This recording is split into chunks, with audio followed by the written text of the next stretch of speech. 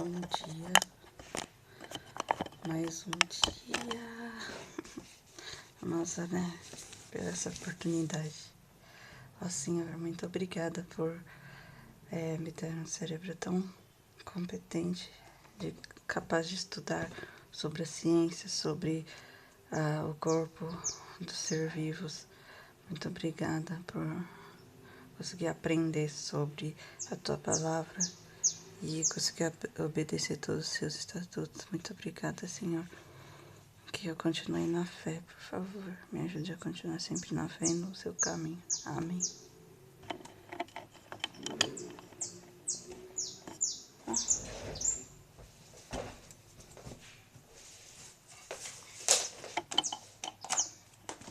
Agora sim.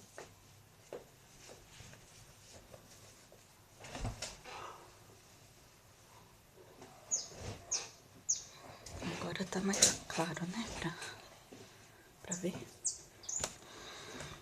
Vamos começar com o capítulo 8. Primeira fala de Bildade. Busque a Deus. Então, Bildade, o suíta, tomou a palavra e disse: Até quando você falará essas coisas? E até quando a palavra da sua boca serão como um vento impetuoso? Será que Deus pervertia o direito? Será que Todo-Poderoso pervertia a justiça? Se os seus filhos pecaram contra ele, ele também os entregou ao poder da transgressão que cometeram. Mas se você buscar a Deus e pedir misericórdia ao Todo-Poderoso, se você for puro e reto, ele sem demora despertará para ajudá-lo e restaurará a justiça da sua morada. O seu primeiro estado aparecerá pequeno, comparado com a grandeza do seu último estado. A esperança dos ímpios perecerá.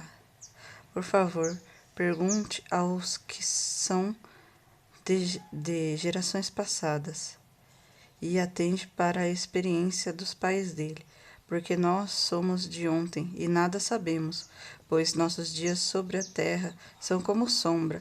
Será que os pais não o ensinarão falando com você? Será que o próprio entendimento não proferirão estas palavras? Pode o papiro crescer fora do pântano? Ou cresce junco sem água? Quando estão verdes e ainda não foram colhidos, secam antes de qualquer outra erva. São assim as veredas de todos os que esquecem de Deus, e as esperanças dos ímpios perecerá. A sua firmeza será frustrada, e a confiança é teia de aranha. Ele se encontra em sua casa, mas ela não resiste. Agarra-se a ela, mas ela não fica em pé. Ele é viçoso diante do sol, e os seus renovos se espalham pelo jardim. As suas raízes entrelaçam num montão de pedras e perenteiam até as muralhas, mas só arrancam do seu lugar. Este o negará, dizendo: Eu nunca vi você. Eis que deu a sua vida, e do pó brotarão outros. Eis que Deus não rejeita o íntegro, nem toma os malfeitores pela mão. Ele encherá a sua boca de riso e os seus lábios de alegria. Os que o odeiam se cobrirão de vergonha, e a tenda dos ímpios não substituirá. Resposta de Jó. Quem ousa desafiar Deus? Então Jó respondeu: Na verdade, sei que assim é, porque como pode o moral ser justo diante de Deus? Se quiser discutir com ele, nem a uma de 1000 coisas lhe poderá entregar. Ele é sábio de coração e grande em poder. Quem ousou desafiá-lo e sobreviveu? Ele é quem remove os montes sem que saibam que a sua ira ele os transforma. Deus remove a terra do seu lugar e faz suas colunas estremecerem. Ele dá uma ordem ao sol e este não sai, e sela suas estrelas. Sozinho ele estende os céus e anda sobre as costas do mar. Ele fez a Ursa Maior, o Órion, o Sete Estrelado e as constelações do sul. Deus faz coisas grandes e insondáveis e maravilhosas que não têm poder, que não podem enumerar, não se pode enumerar. Eis que ele passa por mim e não vejo. Segue diante de mim e não percebo. Eis que arrebata a presa. Quem pode impedir? Quem lhe dirá o que está fazendo? Deus não revogará sua própria ira. Debaixo dele se curvam os ajudantes do monstro Raabe. Sou justo e íntegro. Como então poderei responder a ele? Como escolher as minhas palavras para argumentar com ele? Ainda que eu fosse justo, não lhe responderia. Pelo contrário, pediria misericórdia ao meu juiz. Ainda que eu o chamasse e ele me respondesse.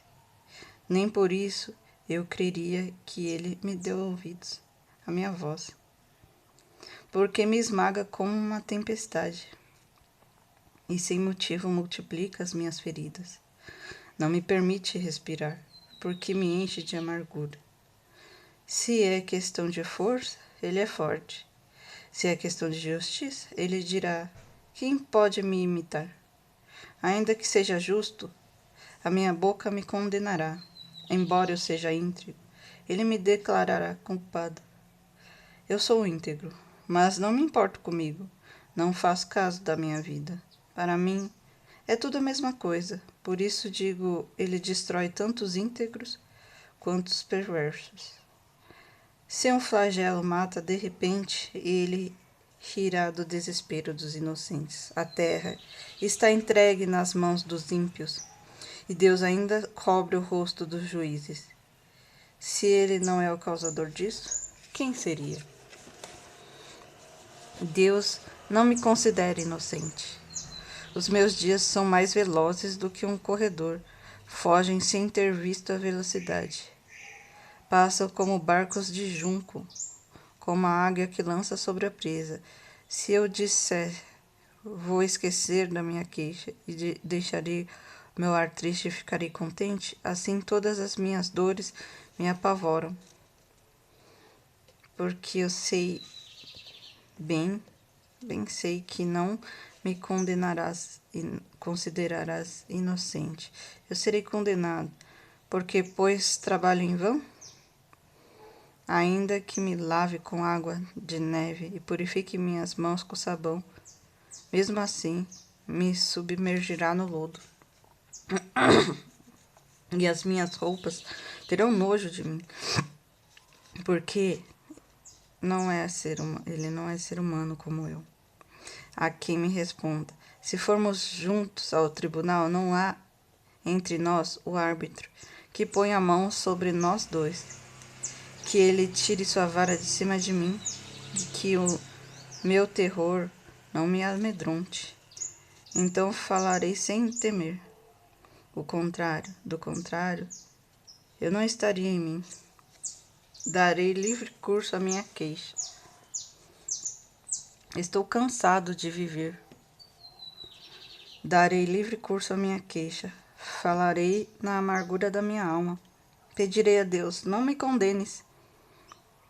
Fazer-me saber o que tens contra mim. Será que tens prazer em me oprimir, em rejeitar a sua obra das tuas mãos? Em favorecer o conselho dos ímpios?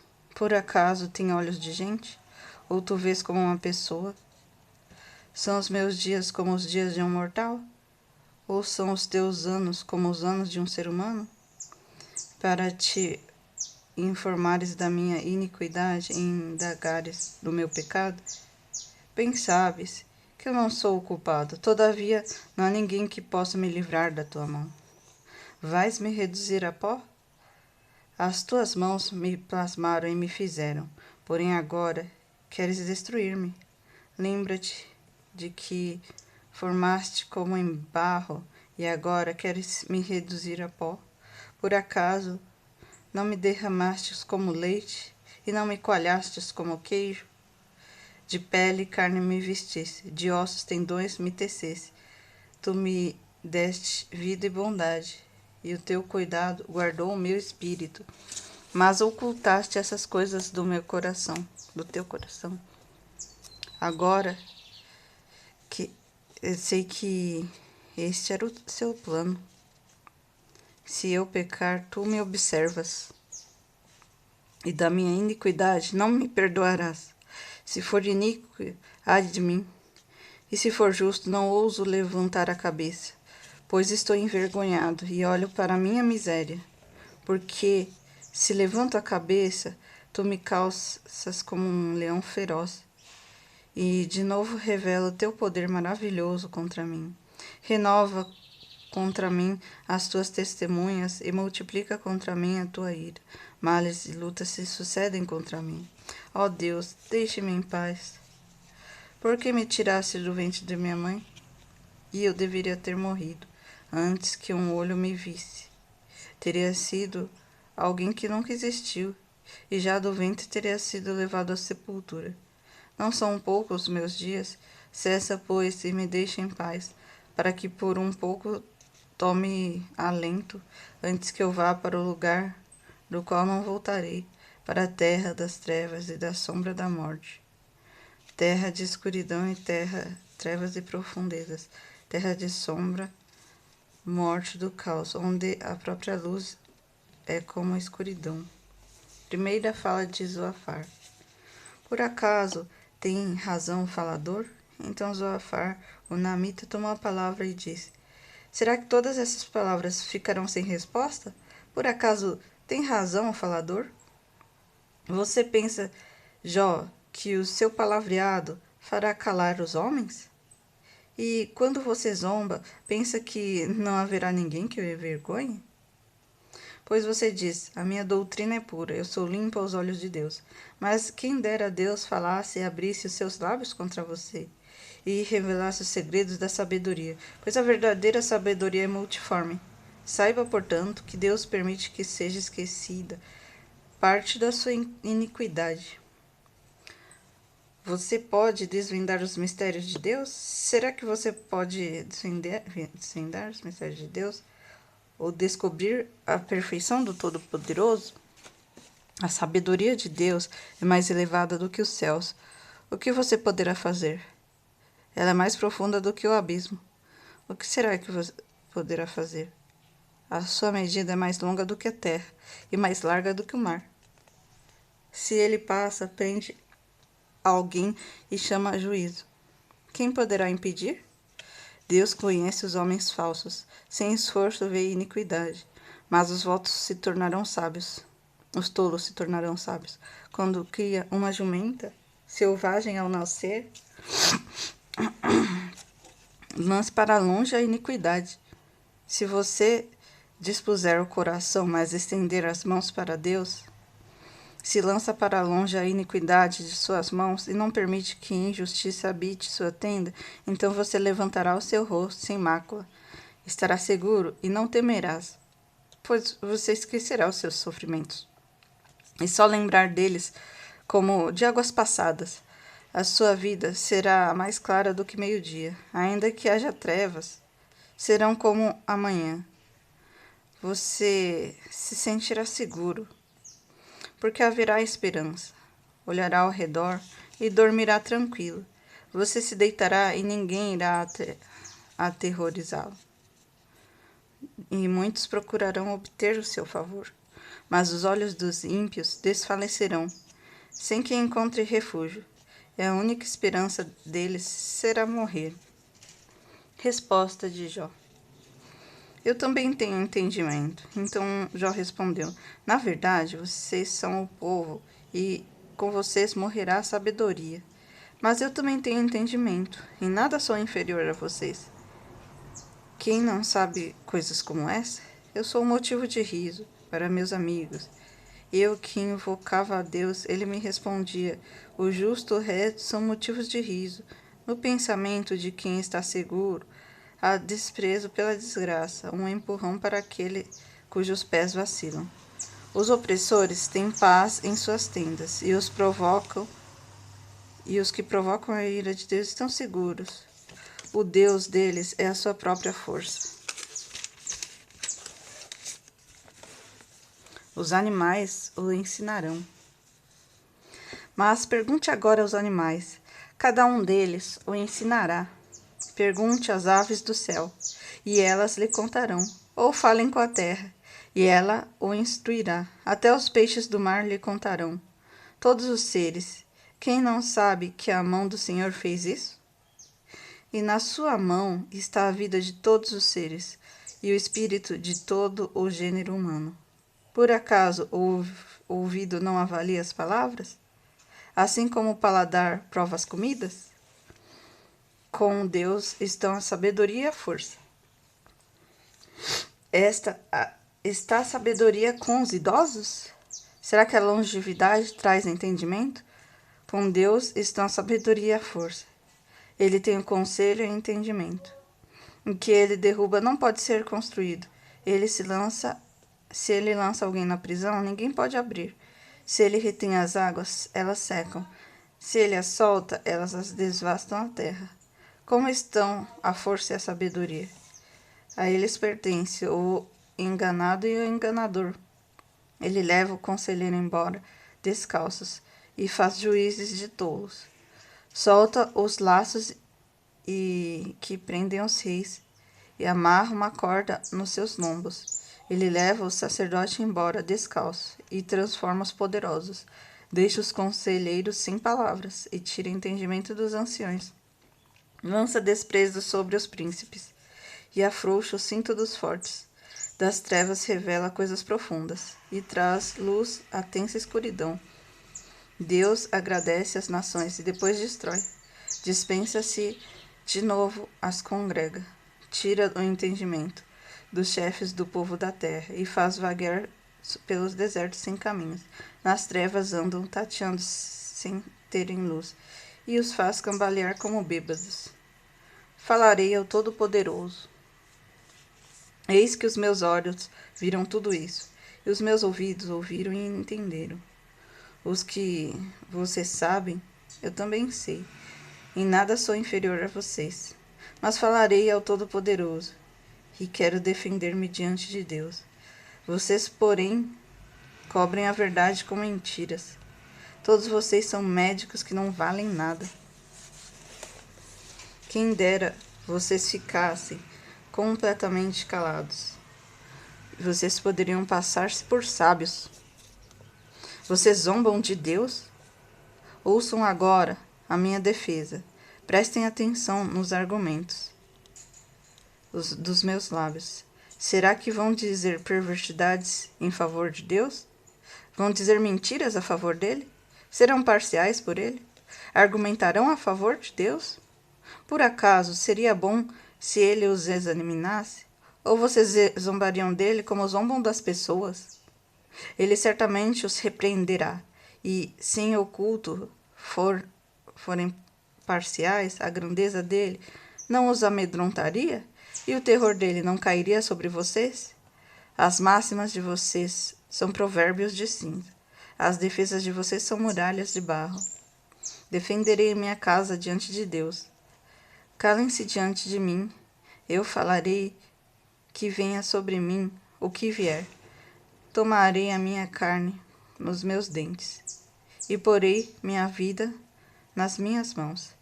Eis que ele me matará, mas já não tenho esperança. Mesmo assim defenderei a minha conduta diante dele. Também isto será a minha salvação. O fato de um ímpio não comparecer diante dele. Ouçam com atenção as minhas palavras. Escutem minha exposição. Tenho já bem encaminhada a minha causa. Estou certo de que serei justificado. Ó Deus, por que me consideras teu inimigo?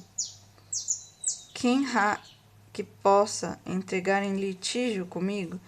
Será, se houver, eu fico calado e morro. Concede-me somente duas coisas, ó Deus, e assim não me esconderei de ti. Tira tua mão em cima de mim, e não me amedronte com o teu terror. Interpela-me, e eu responderei. Ou deixa-me falar, E tu responderás: quantas culpas e pecados tenho eu? Mostra-me a minha transgressão e o meu pecado. Por que escondes teu rosto e me consideras teu inimigo? Quiseras aterrorizar uma folha levada pelo vento e perseguirás palha seca? Pois decretas contra mim coisas amargas e me atribui culpa pela minha mocidade. Também prendes os meus pés com correntes. Observa todos os meus caminhos. Traça limites às plantas dos meus pés. Apesar de eu ser uma coisa podre que se consome, eu com roupa que é comida pela traça, como roupa é comida pela traça. A brevidade da vida. O ser humano, nascido de mulher, vive breve tempo, cheio de inquietação. Nasce como uma flor murcha, foge como a sombra e não pertence. Sobre ele abres os teus olhos.